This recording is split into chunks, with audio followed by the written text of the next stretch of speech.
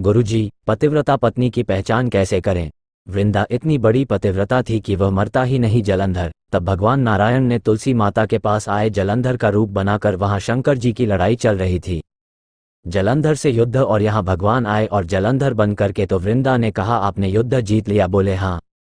अब वो युद्ध जीत गए तो दोनों पति पत्नी आपस में वो रमन के लिए जाने लगे और जहां दोनों पति पत्नी रमन की ओर गए तो उसने एक दीपक जला रखा था। वृंदा ने किया दीपक बुझ जाएगा तो मान लूंगी कि मेरा पति नहीं है। अब वो दीपक बुझ गया क्योंकि वहां शंकर जी ने मार दिया जलंधर को। तो वृंदा ने कहा कि आप कौन है? तब भगवान अपने विष्णु रूप में प्रकट हो गए।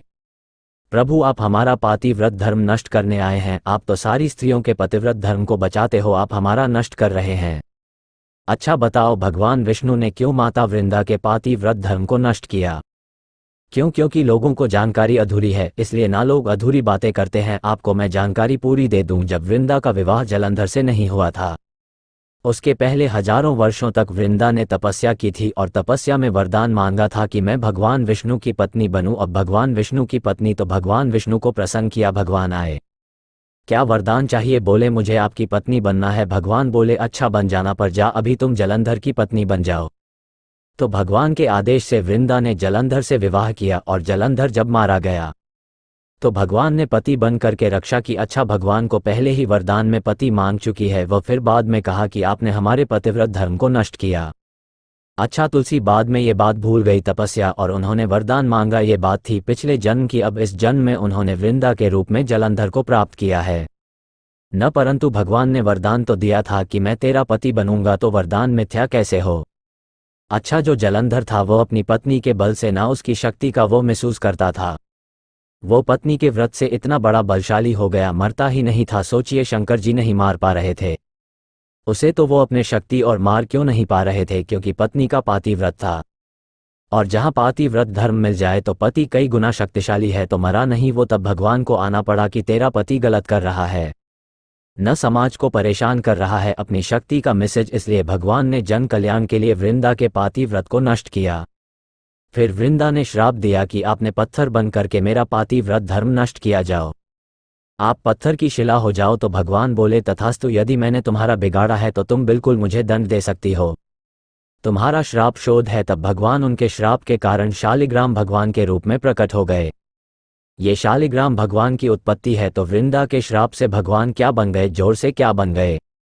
शालिग्राम बन गए। फिर भगवान ने कहा, फिर वृंदा रोने लगी कि प्रभु अब आप बताओ, हम आपकी पत्नी सदा रहना चाहती हैं, हम आपसे अब दूर होना नहीं चाहती। तो भगवान बोले वृंदा तुम तुलसी बन करके आओ, अब हम और तुम दोनों विवाह करेंगे, फिर तुम हमारी पत्नी बनकर रहना। इसलिए एकादशी के दिन, दीपावली के बाद जो बड़ी ग्यारस आती है, देव उठनी एकादशी, उस दिन तुलसी का विवाह भगवान शालिग्राम जी से होता है और पूरे भारत के लोग यह विवाह बड़ी धूमधाम से उत्सव, घर घर यह उत्सव मनाया जाता है। आपको भी मनाना चाहिए।